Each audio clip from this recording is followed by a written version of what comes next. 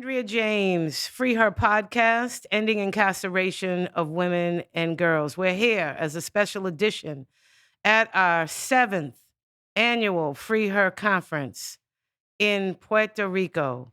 It is the time that we have brought our sisters together in Puerto Rico for healing, for reflection.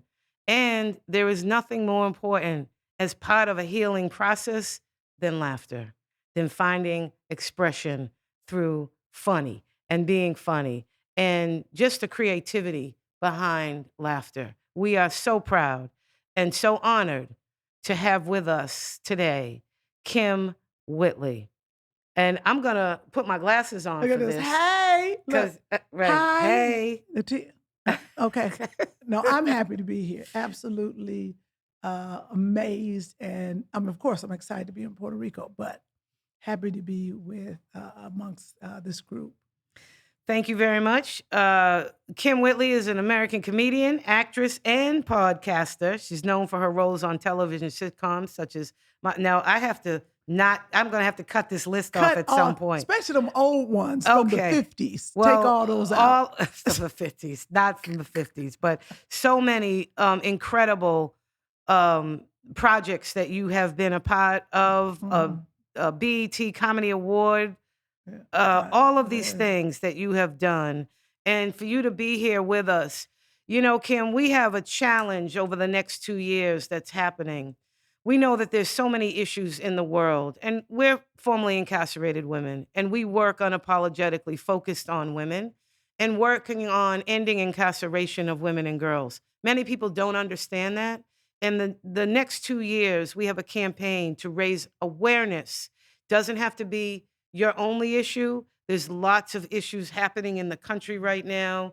Just people in a deep state of struggle, whether it's from war or gun violence or just incarceration or whatever the issues are.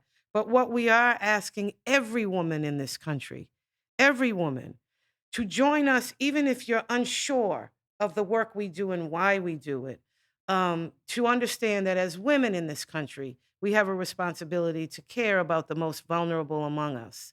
And so we're really honored to have somebody with a voice such as yours that cared enough to just say, I'm not really sure what everything is that you're talking about, but I really am interested in hearing about this. The sisters that I've been introduced to are just amazing, and I'm just happy that you're with us. So thank you. No, thank you. I have been blown away by the women that you have introduced me to.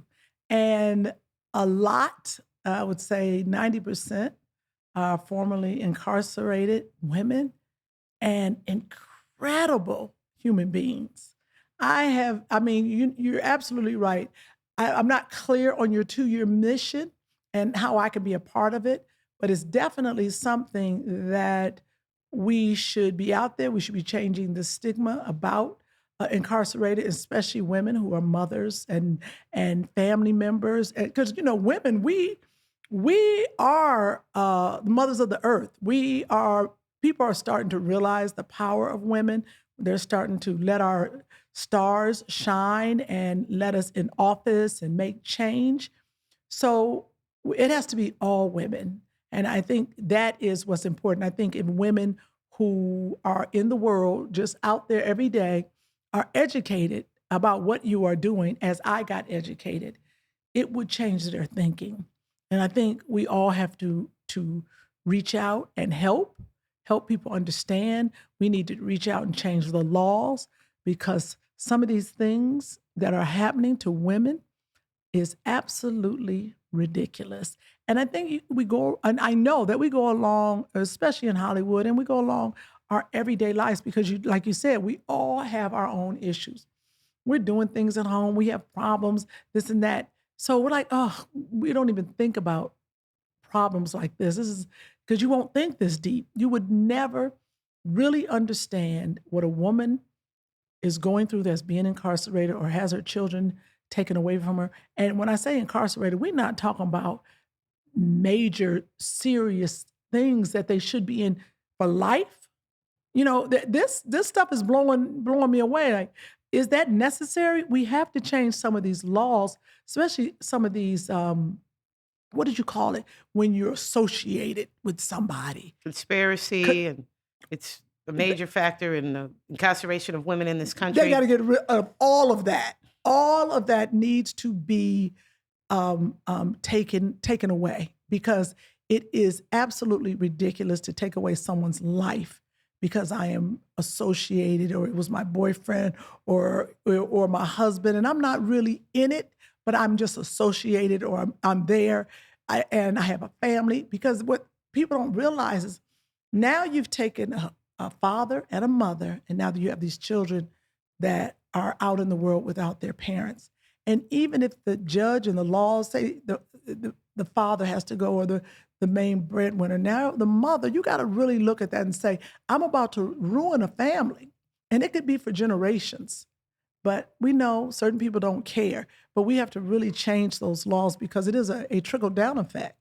And we think that if we, during this 2-year campaign of raising awareness and reaching out and speaking to every woman that we can have a conversation with about why do we have this audacious goal of ending incarceration of women and girls, we really believe that if other women understood the facts, the statistics, what leads a woman to a prison bunk, it's different for women.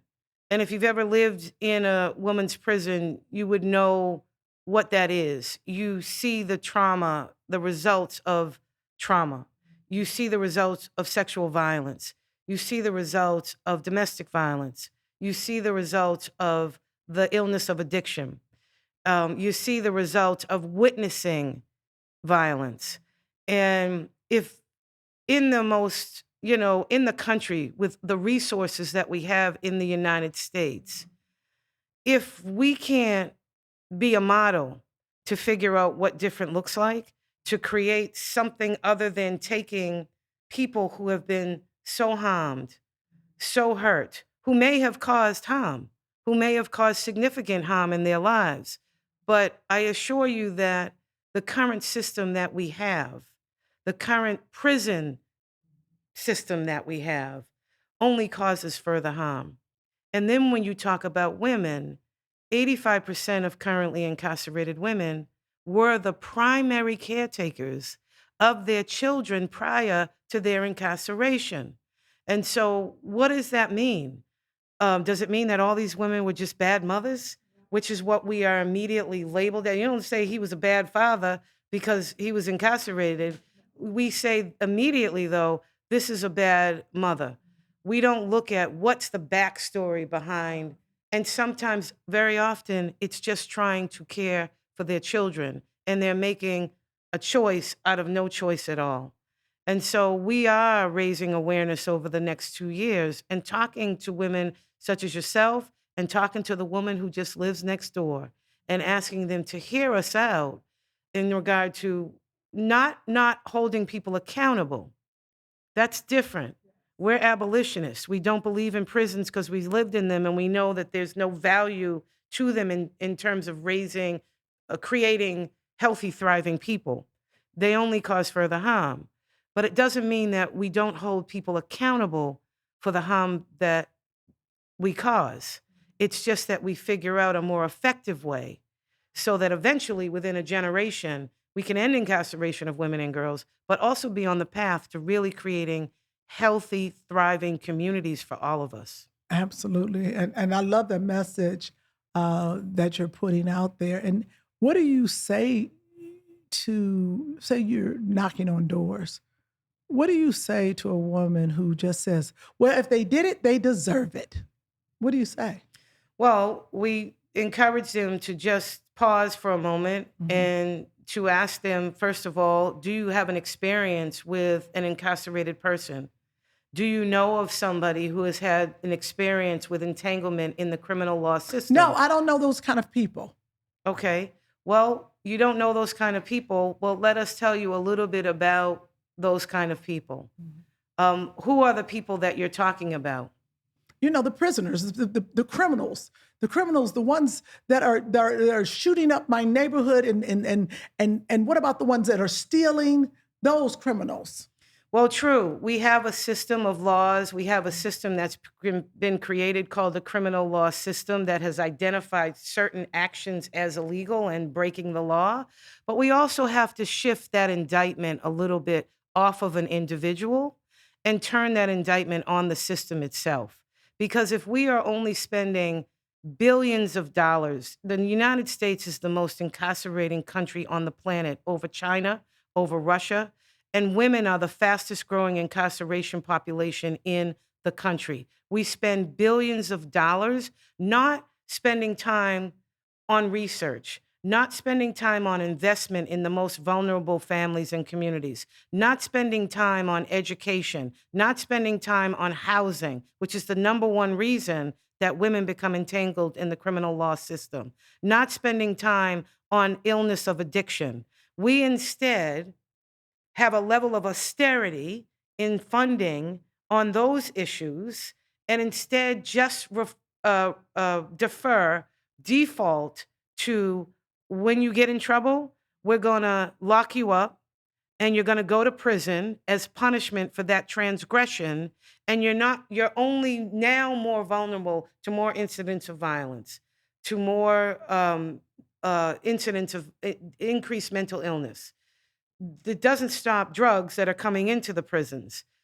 If a corporation in the capitalist society that we live in the United States, if a corporation had the failure record that prisons in this country have in putting out healed, healthy, thriving people, not to mention the hundreds of thousands of barriers to reentry that people with criminal convictions now have to wade through. You can't get a license. You can't to do that. You can't, there are so many things you cannot do because of your felony conviction.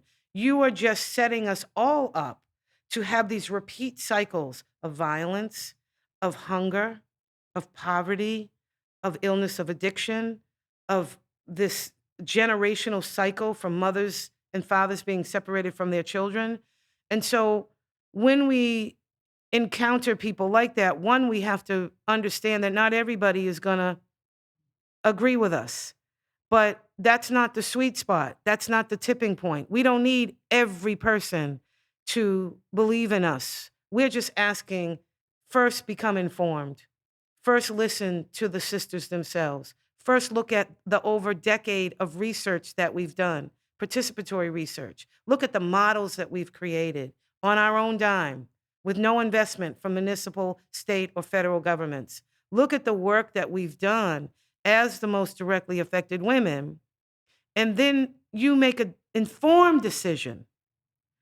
You're right, ma'am. I want to apologize for my ignorance. What is your name again, and what is the name of the organization? I'm interviewing you. And how can I help?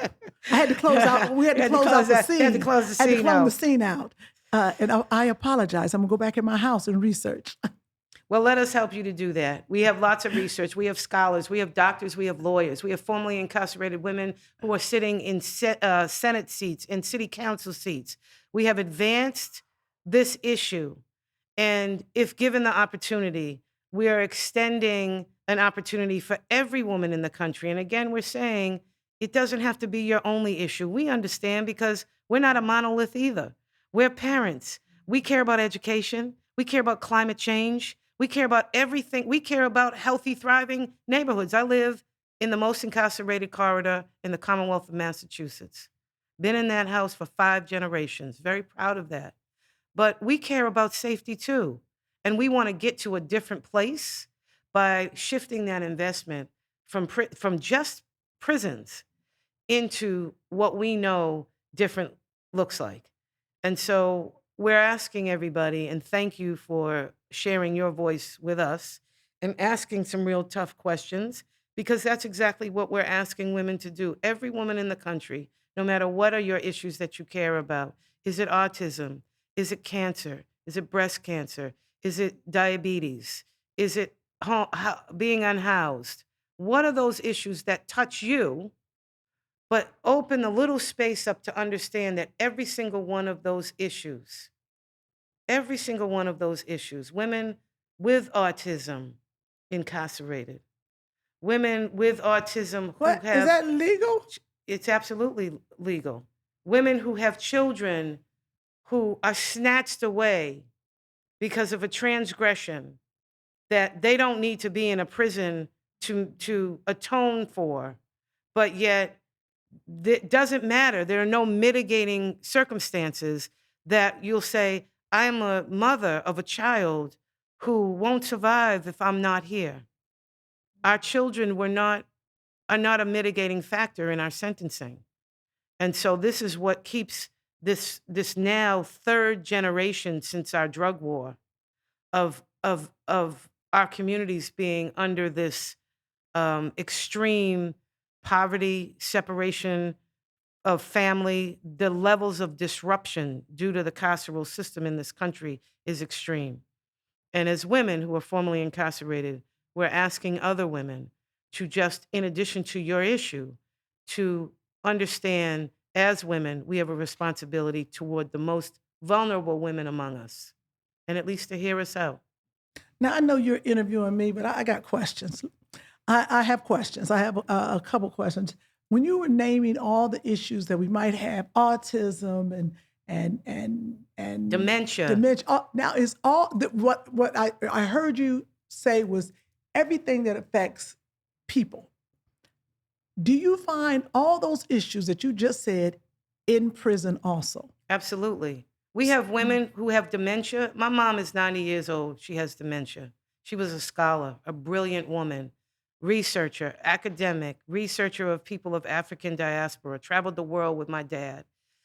You know, she has dementia. I was in a prison with elderly women with dementia.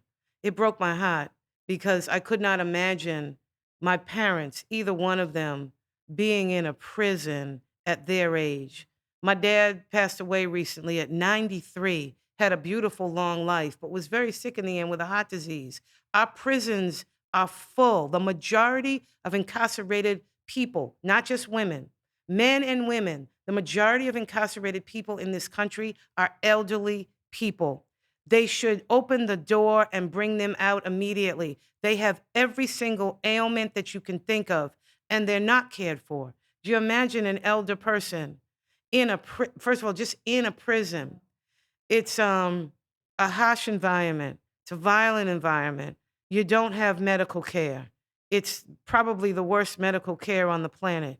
These are still human beings. Many of them have been in prison for 10, 20, 30 years, and they're elderly now, and that's the majority of population. So when we run into people who come to the door when we're doing our deep canvassing and they make a very broad general statement like that, we ask them, do you have any connection to people who are incarcerated? Because I'm sure if they had an opportunity to learn about the elderly women who have been in prison for 30 years, who are sick, who have cancer, who are in places like the medical prison in Coswell that we're fighting to close because the care is so bad.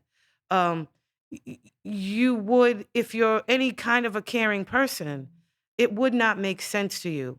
Why are we building more women's prisons in this country? There's a proliferation of prison building in this country, and they're tacking on another $100 million to build a hospice. You know, for people who have already been in prison, you're dying of cancer. You know, let these women come home with some dignity in their last days of life. And so these are the things. Every ailment that you can think of, Is in from prison. eczema to, you know, cancer. And I don't think we think about that. I really don't. And I guess that's it. The everyday person, they don't think about, oh, people just in prison. No, these are people with all the things that we deal with, they deal with in prison. And another thing I really have a problem with, and I'm wondering if you're a FreeHer would deal with something like this at some point. What I never understood is once you say do the crime, then you do the time. Why are you still incarcerated once you come out in life? You should be able to vote, get a job. I mean, it should be a clear slate. The record should be gone. If I've already done the time, why isn't there a law that's it? You've done it. Then you give everybody a life sentence, but you can go out in the world. How do you change that? Well, that's part of the work that we do every day. We work in a number of different buckets, but policy work is something that we do from the federal level, from the White House down to city government, working to change those policies and those pieces of legislation, just as you said. People deserve the right to vote. People deserve the right to vote while they are incarcerated. They have families, they have children. There are political issues that they need to be able to weigh in on. It's a matter of dehumanizing people in our current criminal law system. And when we don't recognize also the history of incarceration in this country, Michelle Alexander wrote this compelling book called The New Jim Crow. It's a chronology of slavery to mass incarceration. Um, there is a museum now in Montgomery, Alabama, that is called the EJI Legacy Museum. It demonstrates a chronology from slavery to mass incarceration. So I just left Finland a week ago visiting their prison system. It's a homogeneous society. It's white people. It's 6 million people, the size of New York City, smaller than the size of New York City in their entire country. And so these are white folks that care about other white folks. Here in the United States, our criminal law system was built off of a foundation that followed slavery for the oppression and control of African Americans coming out of slavery. Now, that's a fact. And Michelle Alexander, lawyer, incredibly brilliant woman, created the new Jim Crow to show us what that was. All of the laws since slavery intentionally created to create levels of oppression and control of Black people.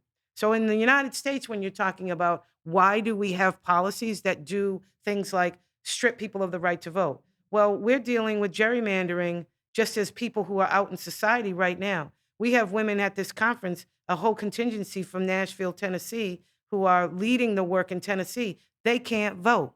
They have been permanently stripped of the right to vote. 7 million Black men in the United States right now do not have the right to vote.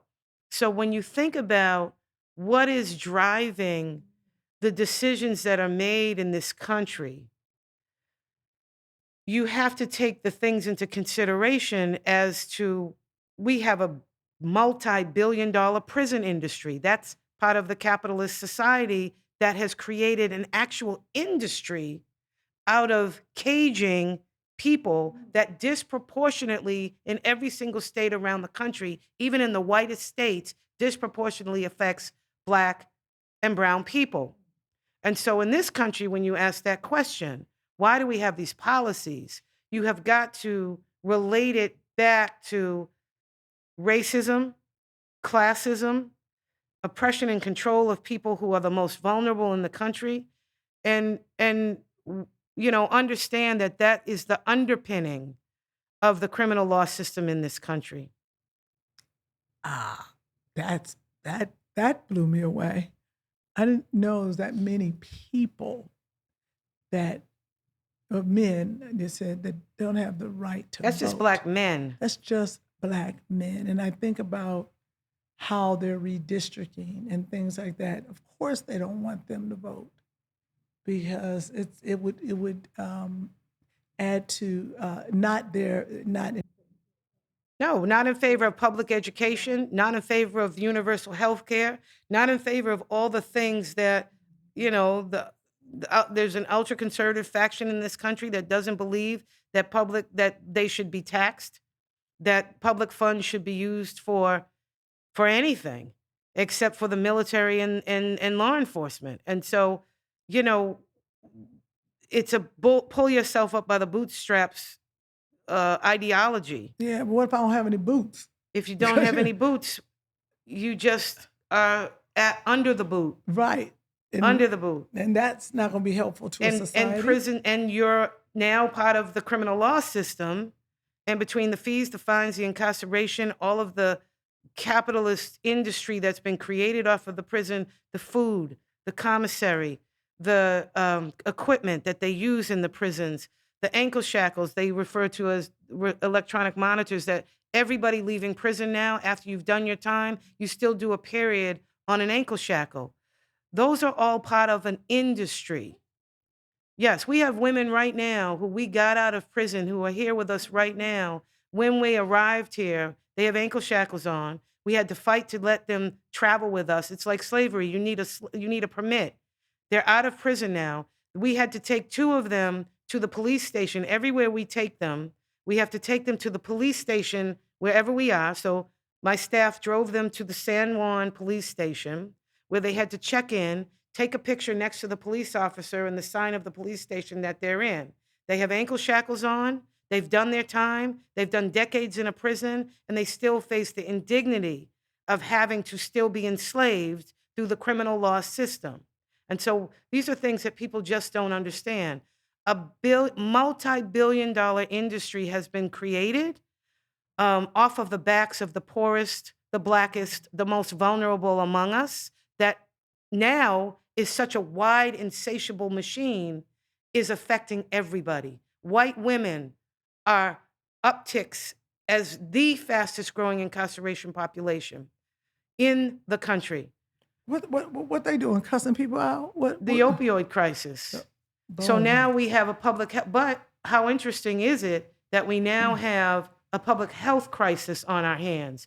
During the crack era, during the drug war, it was about incarceration. We had 50 co-defendant cases every day in federal courts around the country in every single black city that exists in this country. 50 co-defendant cases where lots of women were swept up in there under our conspiracy laws. And so when you talk about these issues, it's not as easy for people to say the criminals. You know, there's a lot of criminality just in the laws that incarcerate people, and we need to shift the indictment. We've done this for hundreds of years. Let's take a different look. And figure out how can we create healthy, thriving communities for all of us. And right now, the structure of the criminal law system and relying on prisons as a default is not the way to do that. Okay. Well, here, let me shift the conversation a little bit because I think this has turned into a Kym interviewing Andrea. But here, so let's talk about why we're here. Well, you got to tell the people I just met you. Yes. I know, but you know, this is all new to me. So see, y'all don't listen to her. So what we want, so we're here. We have 4 of the funniest formerly incarcerated women on the planet who are here. They are craftswomen in some starting their journey. Others have been Tony Bird, who's kind of like the leader of the pack, who's brought all these sisters together. Just brilliant. They've used comedy to really heal themselves, to advance themselves. Wow. It's gonna be great. They are so honored to even have the opportunity to have you host their comedy show. We have almost 500 women here. Wow. All from the experience of incarceration, and they're here to heal. This is why we brought them to such a beautiful place. But we'd like to know from you, from your experience, Kym, what has comedy brought into your life? How has it helped you? And how do you think it can help us to continue to be a part of the healing process?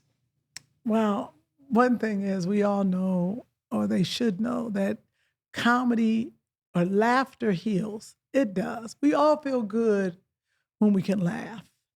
So, you know, I know that my journey and the reason why I was born was to bring joy to the world. That is just my mission.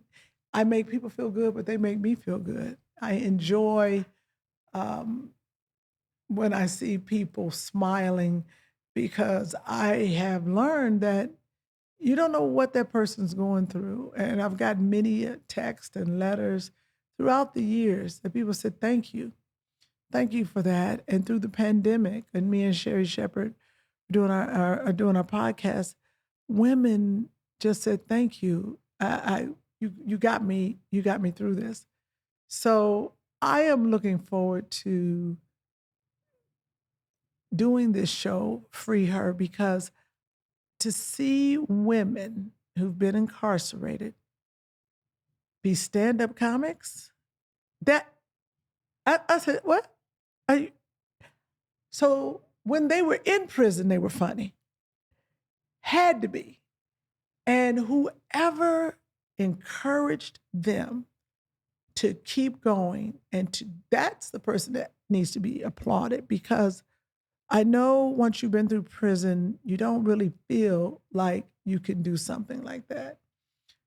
And I am anxious and excited to see these women get on stage and tell their stories, their jokes, and to really get the love that I know these other women are going to give them.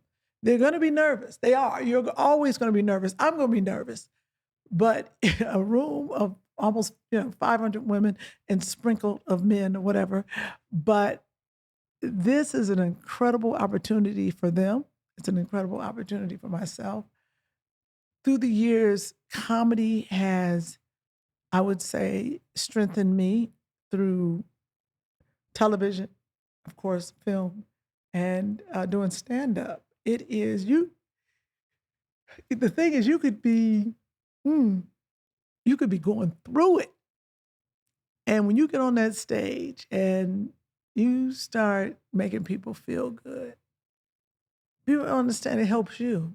You might go backstage and collapse and cry and pass out, but that joy that you felt for those minutes or whatever you did is a vacation. That's what you call it. It's called a little vacation from reality and what you're going through. So, a lot of people see me and they're always like, "Oh my God, you're so nice and you're always smiling." But they don't know. At home, I'm not always smiling. My friend is here with me, my good friend Amy. I know she's like, you don't know Kym, because I go through what all women go through. I am smiling and laughing because that's my job. That's what I'm supposed to do. But sometimes, every now and then, you'll have a stranger say, "But how are you doing?" And then I'll go like this, "Ooh, they can see through me." So I would say comedy is always an escape. It's exciting to do that. But I have life problems. I have a 12-year-old.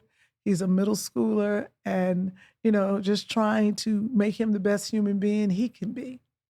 But I do applaud you for doing this. As we landed, me and Amy were talking about what it was. And she was like, "What?" And I said, "Yes." And God made it so that we could ride in the car with one of the ladies that is part of FreeHer. And she was, I mean, that's just an angel sitting right there. She started telling us her story. We were blown away. My son's in the back and he's hearing about how she lost her children. Oh, it was just, that was for us to really get to know your work and what the women are doing with FreeHer. And these are real people. Sometimes you can become so detached from life. We can. We're in Hollywood. We're traveling, we're doing it up. You can, when you ask people, "Do you know someone incarcerated?" And you go like this. Now, me, of course, I know people incarcerated, been incarcerated, asking me to send them a care package. But constantly, I definitely have friends that are incarcerated. I got friends who are on their way.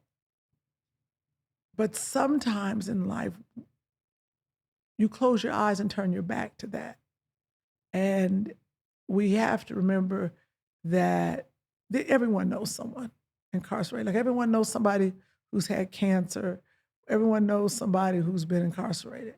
If they really think about it or think about their family or things that happen, they do it. And I think about the women that I know who have been incarcerated. And absolutely, I think about She shouldn't have been. Absolutely. It's one, my friend's sister, and this was when I was young when I heard this, and I didn't understand how could the judge do that? How could the judge, after years of being abused, years in her reporting it, it's not like she didn't report it. I think she was in the park or something, and he came after her again, and she got a gun and she shot him. I was like, oh, of course they're gonna let her off. I didn't understand how the judge can find her guilty and put her in prison.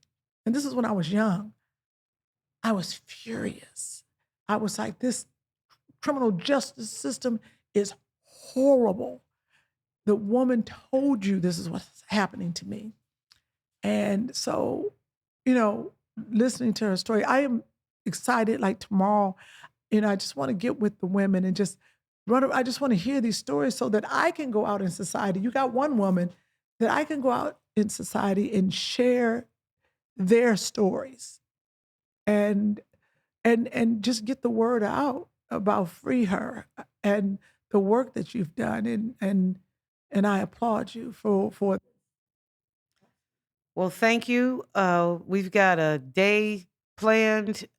Please feel free to take part in whatever, starting at breakfast at 8 o'clock in the morning. And yay. And there's workshops, there's panels, but in the evening we have a comedy show, the FreeHer Comedy Show, and it's our first and hopefully not our last. We want to build with our sister comedians and really during these next 2 years use their skills, their brilliance to help us with one piece of raising awareness to shift public opinion so that we can create the change. So thank you very, very much. I'm really very grateful and humbled and wonderful to meet you. I And appreciate you thinking of me. I don't know how y'all thought about me, but I appreciate it. I don't know if I'm gonna make it tomorrow night. Once I get up for the breakfast and then I hang with the women, then I go to this panel, then I go to that panel. Honey, by the time it's showtime, I'll be like, y'all, I'm tired. I'm gonna pace myself. well, pace yourself because it's dynamic. It's the one full day that we've had because we brought the women here just to relax. It's a very different conference for us. Usually they're running, workshop, plenary. We brought them to Puerto Rico to this beautiful place to let them heal. There's been a lot of loss in the movement. Women have lost loved ones to COVID. They've lost loved ones to gun violence. They've lost loved ones to health issues. So they're tired and they carry the most challenging, difficult work on their backs. Women that were in prison for 42 years. I don't know if Nisi's still in here, but that are our leaders in this space. That's incredible because I feel like at 42 years, after that, I'm done. I'm like, look, y'all, I can't help y'all with nothing. Y'all go ahead, do your FreeHer. I was incarcerated for 40 years. I just want to go somewhere and sit down. So those women, I cannot, I think I met some of them. Well, Roz Smith, Nisi DeQuegan, these sisters were just, they got 40, 30, 25, 30, 40 years in, and they're still here. Sister just came up to me. I met her for the first time.